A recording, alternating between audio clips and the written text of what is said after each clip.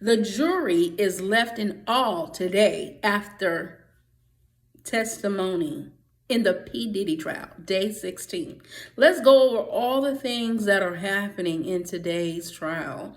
Well, we're going to start it off with the authentication of the video from the hotel. Well, they brought in an expert by the name of Frank Pizia, almost like pizza, y'all. And he said that he is an expert and he's been doing this for over 20 something years. And from his expertise, that tape from the hotel where Diddy was dragging Cassidy back to the room is 100% authentic. It is the video. Now, a lot of confusion is going on about the video because we all know that it was testified that P. Diddy paid $100,000 for that tape not to go public. Well, during that time when the manager, the security guard, and another security guard got the surveillance tape for P. Diddy, one of the security guards took their phone and recorded the video from the original video. Well, and the one that we saw, the one that most people saw, was the recording that was taken from the video. But prosecution, they did get their hands on the original video. Yes, they did. And a lot of questions is surrounding about where did that original video come from? Because they're not really saying how. Because if P. Diddy only had the only copy, as far as the surveillance tape, which we know there was a cell phone recording, where did the original come from? How did the feds get their hand on the original copy? Now, one can only speculate. If P. Diddy was the only one that had the original copy, then they had to obtain the original copy from the raid when they raided his home. So that's just my speculation of it, of where the video came from. So if I'm just going off of how everything is laid out and from everybody's testimony saying that the only tape there was other than the recording on the cell phone was given to P. Diddy, that means, well, we all know he kept things for trophies. He must have didn't discard the tape. And when they raided the house, they got the tape. Now, whether it's going to come out clearly as to how they actually obtained this footage, we might not be able to find that out until they say one way or the other.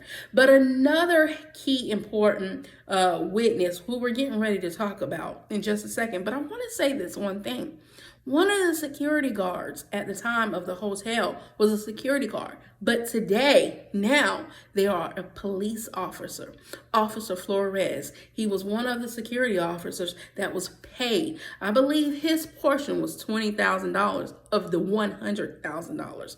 The manager was paid $50,000. Flores was paid $20,000, and $30,000 went to Eddie Garcia.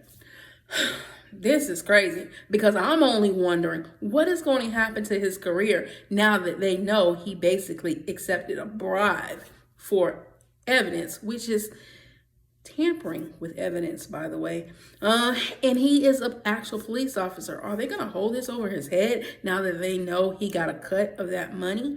I'm just wondering. I'm throwing it out there. And I want to know what you think. Do you think this is going to affect that police officer in his career when it all boils down to it? Because there got to be a code of ethics here somewhere, right? And that will put a stain on somebody to say, well, what they probably would do if they already done did it. Yeah, because I'm just curious on that note. But like I said, it was authenticated far as the expert witness. The other thing was P. Diddy himself messed his own self up with the defense when they provided footage, they provided evidence from his cell phone of text messages basically incriminating himself. His cell phone was seized and they found all kind of stuff in there. I mean, come on, we're starting to see a pattern even with that. Diddy and Christina Cohen, Y'all don't believe in hitting the delete button? Good Lord, y'all telling on yourselves a lot of this stuff. You know, they found some really damaging stuff on P. Diddy phone that kind of coincide with a lot of stuff people are saying. So it ain't so much no more. Oh, they're lying, because it's proven by himself from P. Diddy, right? So yeah, that's why I said the jury was like left in today after hearing all this information, y'all, because I'm just like, my mind is going kind of crazy too, just sucking all this stuff in. But it just goes to show how P. Diddy used his employees to orchestrate the organized crime, and we're getting more detailed into the developments of the RICO. Y'all, this is getting crazy. And then on top of all that, they brought in a witness that is a very close friend of Cassidy, who happened to be a fashion designer. Man, her testimony, now some of it might be a little bit damaging, but hey, she was honest. The girl didn't lie. She talked about a lot of things that she herself did, as far as providing drugs to Diddy and his friends, and a lot of these meetups and stuff that they were doing. So here we go with the drugs. And yes, we're gonna call the main drug of choice coca latte. Coca latte is the main drug of choice, but there was so many other drugs that they had provided in a lot of these hookups that they was doing. Yeah. So we're starting to blend all that in. But one of her testimonies, now she confirmed also she saw Cassie with black eyes. She saw a lot of other stuff that had happened with Cassie, far as bruising, mental abuse, where he threw a knife at her. Now, they did say Cassie threw the knife back, but he threw a knife at her, and then Cassie got him and threw it back at him. But so she did talk about the toxicity of their relationship, but she also honed in how P. Diddy would pop up in random places as if he had some type of tracking device or people who was watching Cassidy, so that he always knew where she was. But the most crazy part of her testimony was when she talked about how Diddy had got mad at her and held her over a 17-story balcony. Not just holding her, you know, we see these movies where they're holding you by your legs and they're dangling you over. No, he was holding her over a balcony by her tatas, by her lady parts, you know.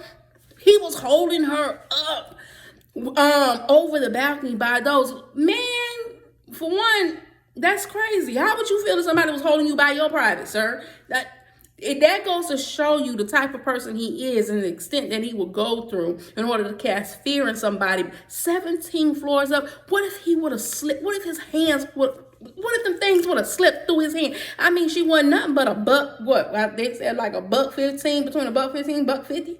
I mean, she was little. And he was dangling this woman. And I'm sure she was hollering and screaming and pleading for her dear life, because just one slip could have ended it all.